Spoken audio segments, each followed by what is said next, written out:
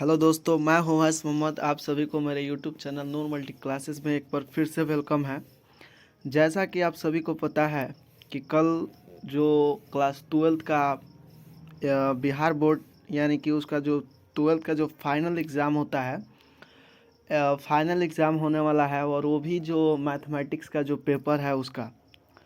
तो अगर आप मैथ से हैं और मैथ में एक बढ़िया सा एवरेज या स्कोर लाना चाहते हैं, तो उसके लिए आप मेरे नूर मल्टी क्लासेस को ज़रूर सब्सक्राइब कीजिए, चैनल को सब्सक्राइब कीजिए और वीडियो को ज़्यादा से ज़्यादा शेयर कीजिए, ताकि आप जो भी होता है मैथमेटिक्स के या फिर फिज़िक्स केमिस्ट्री जो भी चीज़ें होती है हर एक सब्जेक्ट का एमसीक्यू क्वेश्चन या लॉन्ग क्वेश्चन का आप प्रिपरेशन एक अच्छे वे में कर पाएँ।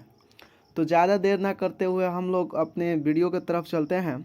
आप देख भी रहे हैं कि मेरा जो थंबनेल है वो थंबनेल पे यही लिखा हुआ है कि क्लास 12th मैथमेटिक्स कंटिन्यूटी को मैं आज पढ़ाऊंगा, कंटिन्यूटी डिफरेंशियबिलिटी, जो कि कंटिन्यूटी डिफरेंशियबिलिटी आपके लगभग एनसीईआरटी के रिगार्डिंग 5 चैप्टर हैं, और एक आपका इंटीग्रल है जो कि एनसीईआरटी के रिगार्डिंग आपका ये 8 चैप्टर में आता है, ठीक ना।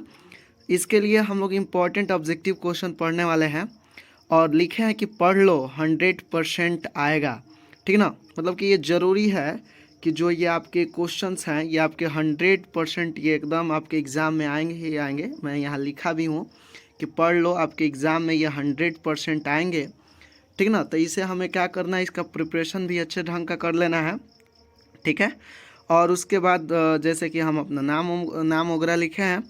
तो ये तो हो गई थंबनेल के बारे में। अब मैं चलता हूँ। देखिए, सबसे पहले मैं ये करूँ कि आपको एक रिकॉल करूँ कि देखिए मैथ में क्या है ना, कि अभी के डेट में हमें क्या है कि एक फिजिक्स केमिस्ट्री नहीं है, या फिर जैसे एक लैंग्वेज वाली चीज़ें नहीं है कि उसको हम लोग रट लेंगे और एग्ज़ाम में आ जाएगा।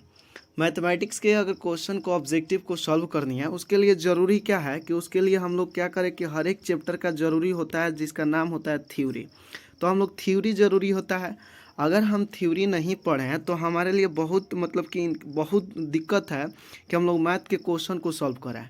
तो ये थ्योरी जो होता है ये बहुत ही इंपॉर्टेंट रोल होता है थ्योरी का, ठीक ना। तो थ्योरी हमें पढ़ना एकदम कंपलसरी होता है हर एक चैप्टर का। अगर हम लोग थ्योरी नहीं पढ़े हैं और एग्ज़ाम के लिए हम लोग एकदम एग्ज़ाम देना चाह रहे हैं, तो आपके साथ मैं खड़ा हूं, और आपके लिए अगर आप मेरे से कांटेक्ट कर ले रहे हैं तो आपके लिए मैं रिवीजन नोट्स और फिर आपके ऑब्जेक्टिव क्वेश्चन यहाँ तक कि सब्जेक्टिव क्वेश्चन को पीडीएफ फॉर्मेट में दूंगा। और बस उस क्वेश्चन का क्या करना है, प्रिपरेशन कर लेनी है।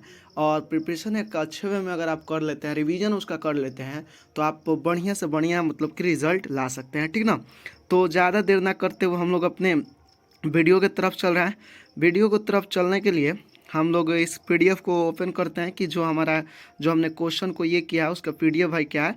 तो इस वाले चीज़ को हम लोग नेगलेक्ट कर रहे हैं। तो देखिएगा यहाँ पे कि ये तो हो गया हम लोग का। ये मैं थंबनेल को इसको समझा दिया हूँ। आगे की ओर हम लोग पीडीएफ से लेते हैं क्वेश्चन को, ठीक है ना।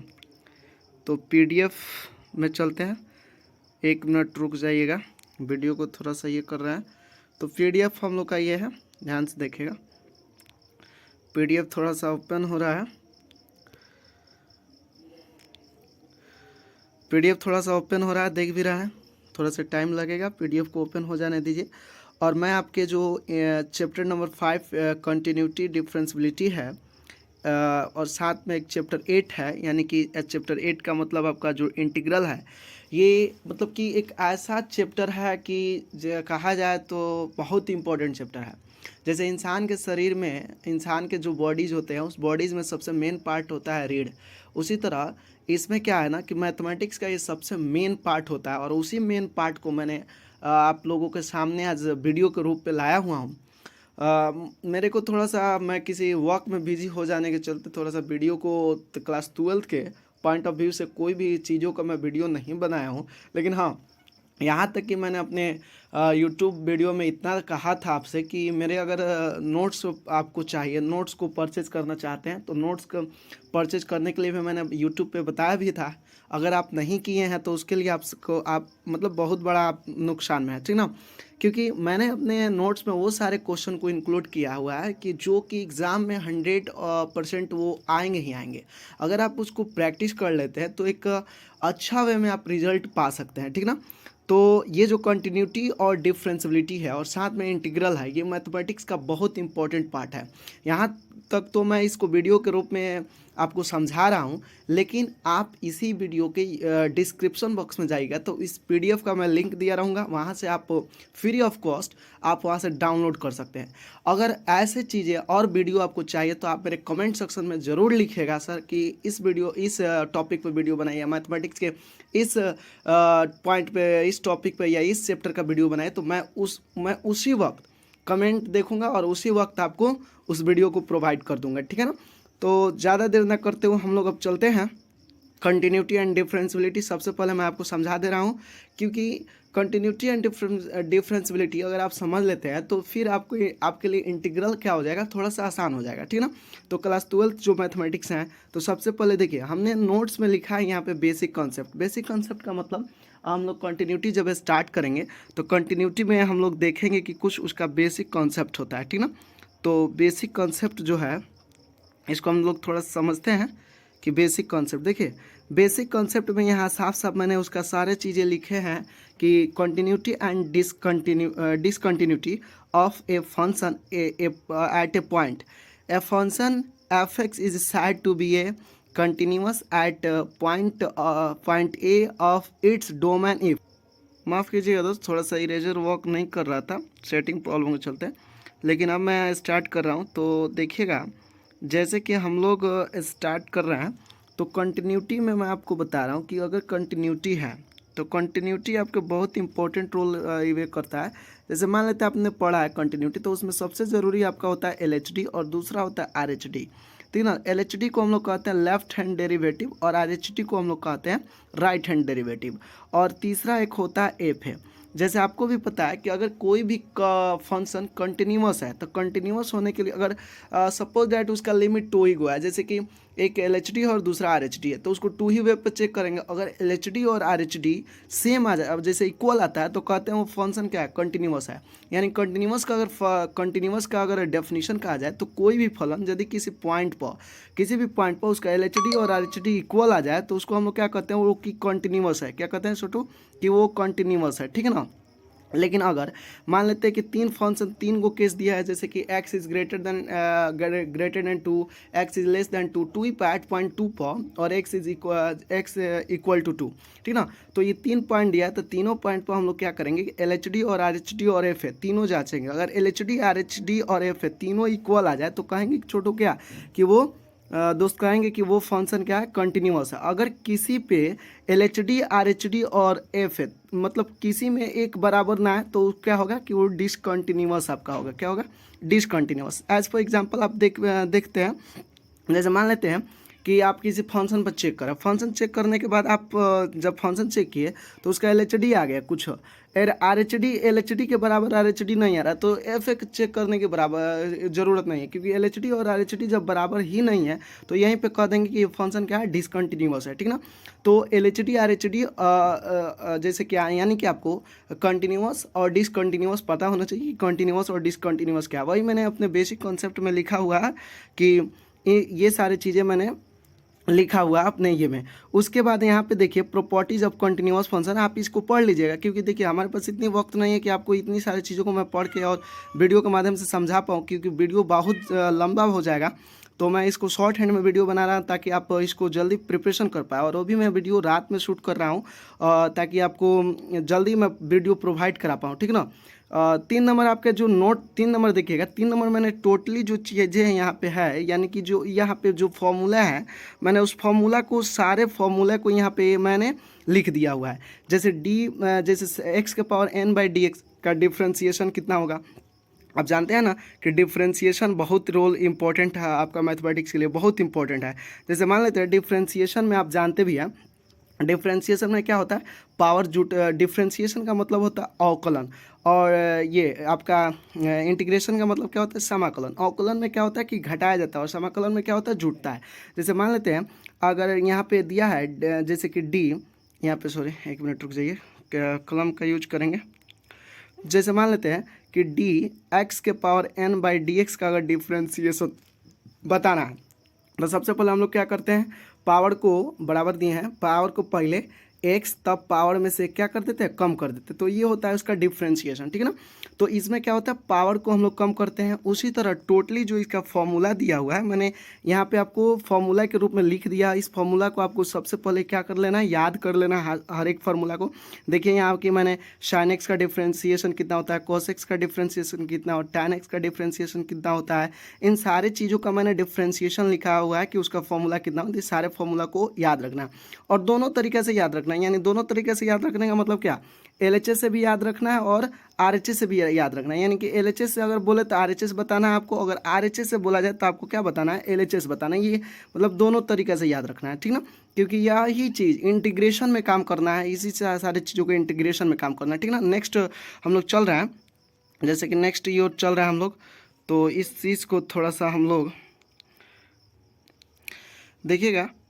तो हम लोग नेक्स्ट पेज की ओर चल रहा है। नेक्स्ट पेज हम लोग का देख रहे हैं, आपका 2 पेज ये है, दूसरा ये पेज है, इसमें भी फार्मूला दिया हुआ है, यहाँ तक कि पैरामेट्रिक फॉर्म क्या होता है, पैरामेट्रिक दिया हुआ है, रोल्स थ्योरम क्या होता है, लाग्रांजेस थ्योरम क्या होता है। जब इसको हम जूम करेंगे तो यहाँ देखिए रोल्स थ्योरम का रोल्स थ्योरम बोला है, जो कि गलत है, माफ़ कीजिएगा, रोल्स थ्योरम होगा।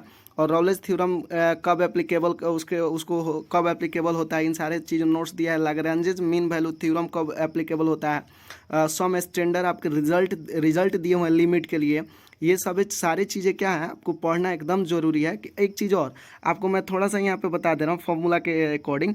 जैसे कि फार्मूला के अकॉर्डिंग मैं आपको बता दूँ कि अगर मान लेते हैं यहाँ पे आप लिमिट लीजिएगा, ठीक है ना, लिमिट यहाँ पे ध्यान से देखिएगा। यहाँ पे अगर हम लोग लिमिट लेंगे तो इसको लिमिट लेते हैं, यहाँ पे मैं बता रहा हूँ आपको। अगर आप लिमिट ले रहे हैं, लिमिट लेने के बाद मान लेते हैं लिमिट आपने लिया, और लिमिट जैसे साइन एक्स लिया, यहाँ पे साइन एक्स लिखा हुआ बट्टा में एक्स लिखा हुआ है, तो इसका जो लिमिट होगा वो कितना होगा, इसका लिमिट अगर पूछ दिया जाए तो लिमिट कितना होगा, तो 1 होगा। मान लेते हैं कि यहाँ पे जो चीज़ है, अगर यहाँ नीचे भी सेम चीज़ है तो उसका जो लिमिट होगा वो कितना होना चाहिए, वो आपका 1 होगा। तो ये सारी चीज़ें जो है ना, आपको याद करने वाली चीज़ें, ऑब्जेक्टिव क्वेश्चन बहुत इंपॉर्टेंट रोल अदा करेगा इस सारी चीज़ों पर, जो कि मैंने अपने नोट्स में लिखा भी है, यहाँ पे देख रहे हैं ना लिमिट। लेकिन हाँ, वहाँ पर आप याद रखिएगा, जो लिमिट होता है ना, limit x tends to value होना चाहिए। जैसे लिमिट यहाँ पे ये होना चाहिए कि limit x tends to 0, x tends to 0 का मतलब क्या, x जो है 0 के बराबर होना चाहिए। जैसे x टेंस टू a लिखता है, इसका मतलब क्या होता है कि x जो का वैल्यू है जो वो a के बराबर होता है। यहाँ x का वैल्यू किसके बराबर होता है, 0 के बराबर हो, तो अब साइन x बाई एक्स का वैल्यू जो होता है वो कितना होता है, 1 होता है। ये चीज़ को हम लोग याद रखेंगे, ठीक है ना। नेक्स्ट ये की ओर चल रहा है हम लोग, नेक्स्ट पेज की ओर चल रहा है। नेक्स्ट पेज हम लोग का ये है, छोटो ध्यान से देखिएगा। नेक्स्ट पेज हम लोग का 3 नंबर यहाँ है, देख रहे हैं ना, मल्टीपल चॉइस क्वेश्चन है। मल्टीपल चॉइस क्वेश्चन का थ्योरी कुछ मैंने दिया हुआ है, और थ्योरी देने के बाद यहाँ पे मैंने कुछ बहुत सारा मल्टीपल चॉइस क्वेश्चन मैंने दिया है। उसको मैं जूमिंग नहीं करूँगा, जूमिंग जैसे जूमिंग करके आपको दिखा भी दे रहा हूँ। जैसे मान लेते हैं कि यहाँ पे मैं आपको जूमिंग करके दिखा दे रहा हूँ, देख रहा है ना, मल्टीपल चॉइस क्वेश्चन आपको दिखाई दे रहा है, और सारे का ऑप्शन दिया हुआ है यहाँ पे। और ये इतना ही नहीं है, मतलब कि मल्टीपल चॉइस क्वेश्चन में और ज़्यादा, बहुत ज़्यादा मल्टीपल चॉइस क्वेश्चन को मैंने सेलेक्ट किया हुआ है। ध्यान से देखिएगा अपने PDF, इस PDF में देखिएगा, ये सब कंटिन्यूटी डिफरेंशियबिलिटी का ही है, देख रहा है ना। ये सारी चीज़ें 5वां पेज है आपका, ये 6ठा पेज है, सारा ऑब्जेक्टिव दिया हुआ है। अब मैं एक एक ऑब्जेक्टिव को बताऊंगा तो इस पर बहुत टाइम भी लग जाएगा, और आपको आप तक वीडियो भी नहीं पहुंच पाएगी, ठीक है ना। तो इसीलिए मैंने क्या किया है कि जितना भी मैंने ऑब्जेक्टिव क्वेश्चन यहाँ पे दिया हुआ है, उन सारे ऑब्जेक्टिव क्वेश्चन का जब आगे की ओर आप चलिएगा PDF में, यहाँ तो उसका आंसर दिया है कि कौन है उसका आंसर, कौन क्या होगा, ये सारे आंसर दिए हैं, ठीक ना। यहाँ पे थोड़ा सा मैंने अपने ये पे लिखा है केस बेस्ड क्वेश्चन, ठीक ना। जैसे कि केस वाइज क्वेश्चन है, जैसे वहाँ पे क्या है ना कि बॉन्ड लगा होता है, तो बॉन्ड वाइज क्वेश्चन है। इसको क्या करना ना, आपको एग्जाम में इसको पढ़ना नहीं है, इसको तो एकदम बिल्कुल नहीं पढ़ना है, इसको छोड़ देना है। जो आपको ऑब्जेक्टिव जो क्वेश्चन है उसी को पढ़ना है, उसी को प्रिपरेशन करना है। अब देखिए आगे की ओर चल रहे हैं हम। आगे की ओर जब चलेंगे तो यहाँ पे देखिएगा उसी का आंसर भी दिया हुआ, तो इतनी सारी चीज़ों को पढ़ना नहीं। देखिए अभी मैंने बताया था ना LHD RHD, तो LHD RHD के बारे में आया हुआ है, यहाँ पे देख भी रहे हैं।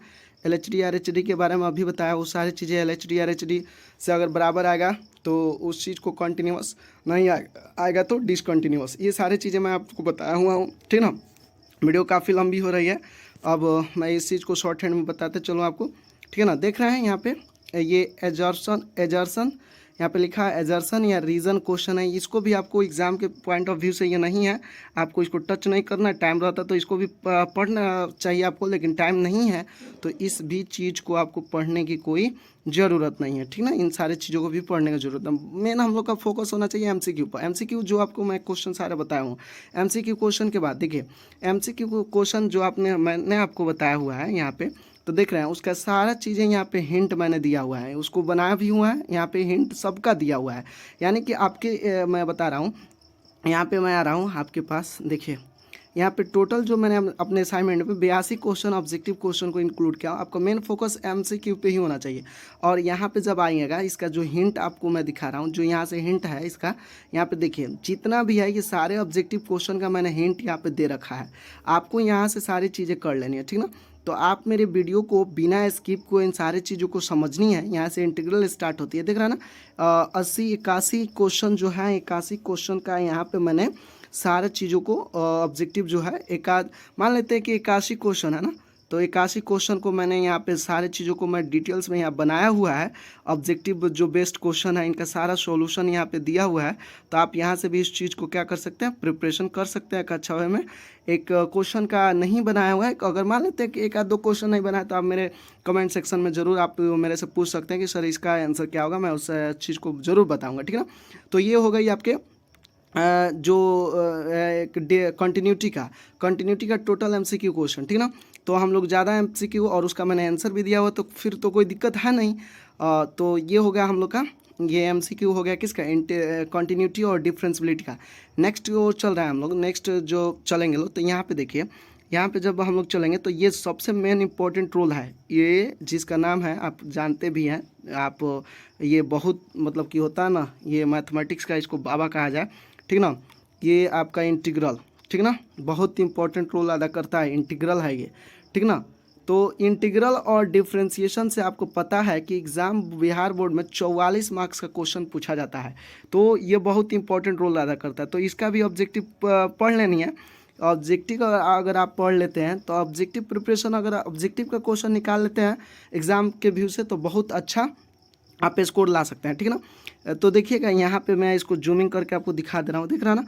इसका कुछ मैंने यहाँ पे दिया हुआ है, integration as inverse process of differentiation, integration of a variety of a function by substitution, by partial fraction and by parts, evaluation of simple integral of the following types and problems based on them।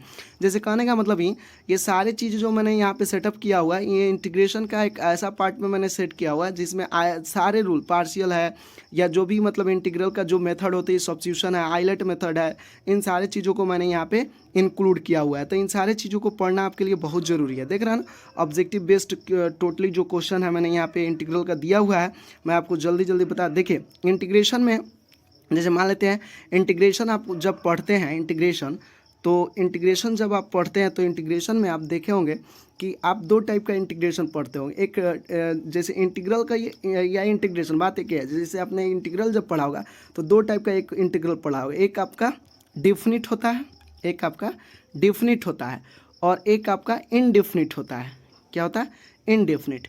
Definite integration जब आप पढ़ते होंगे तो definite integration एक वैसा integration होता है जिसमें कि लोअर लिमिट और अपर लिमिट पता होता है, लेकिन इनडेफिनिट इंटीग्रेशन में लोअर लिमिट और अपर लिमिट पता नहीं होता है। डेफिनिट इंटीग्रेशन में आप देखते हैं कि जब भी डेफिनिट इंटीग्रेशन को हम लोग बनाते हैं तो उसमें किसी भी कांस्टेंट का नहीं रखा जाता है, उसका डायरेक्ट आंसर आ जाती है। जैसे मान लें 2, 4 कोई भी एक करेक्ट आंसर आ जाती है, लेकिन इनडेफिनिट में आप देखते हैं ना +c का यूज किया जाता है आंसर के रूप में लास्ट में, जो कि where c is an arbitrary constant, ये इसको आर्बिट्री कांस्टेंट माना जाता है, ठीक ना। तो ये होता है इंटीग्रेशन का पार्ट्स। और टोटली इंटीग्रेशन का मैंने ऑब्जेक्टिव क्वेश्चन यहाँ पे आपको दिया हुआ है, तो आप उस ऑब्जेक्टिव क्वेश्चन को तैयार कर लेनी है। ऑब्जेक्टिव क्वेश्चन को क्या कर लेनी है छोटू, आपको तैयार कर लेनी है। चलिए नेक्स्ट पेज की ओर हम लोग चलते हैं।